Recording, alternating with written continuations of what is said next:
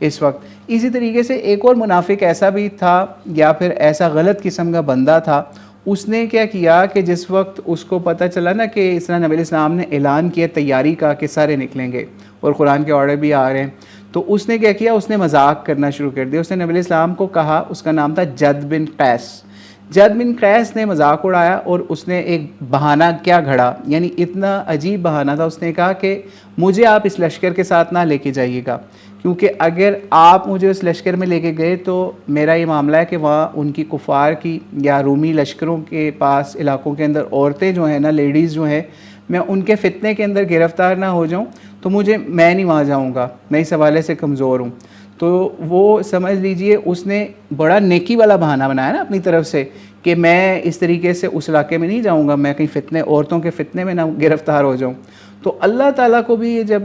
یہ بات اللہ تعالیٰ نے سنی تو اللہ تعالیٰ نے باقاعدہ اس کو قرآن پاک کے اندر اتار دیا. ٹھیک ہے, قرآن پاک کے اندر بھی اس حوالے سے سمجھ لیجئے جد بن قیس کا جو معاملہ تھا سورہ توبہ کی آیت نمبر 49 کے اندر اللہ تعالیٰ نے اتار دیا. ٹھیک ہے, اور کیا کہا, اعوذ باللہ من الشیطان الرجیم وَمِنْهُمْ مَنْ يَقُولُ اُذَنَ لِي وَلَا تَفْتِنِّي أَلَا فِي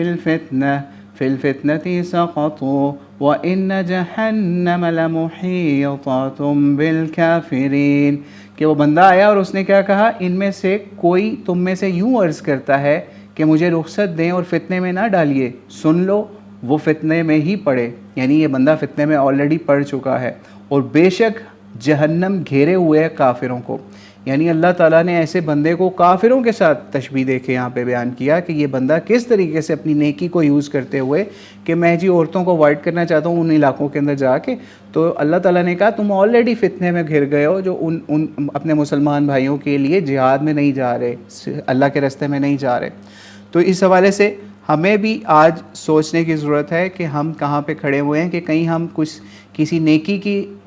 چکر میں تو نہیں کہیں پہ اللہ تعالیٰ کے راستے میں جانے سے رکے ہوئے کہ جناب ہم یہیں بڑی نمازیں, روزے اور صدقات اور ان چیزوں کے اندر پڑے ہوئے ہیں. بلکہ ایون اتنی الارمنگ احادیث ہیں کہ جس بندے نے یعنی موت تک یا اس کی پوری زندگی ایسے گزری کہ اس کو جہاد کے اندر یا اللہ کے راستے میں جانے کی نہ اس کو خواہش پیدا ہوئی, نہ وہ گیا, نہ اس نے اس کی کوشش کی, تو سمجھ لیں وہ نفاق کے اوپر اس کی ڈیتھ ہوئی. او کما قال علیہ الصلوۃ والسلام. جب اس وقت ہم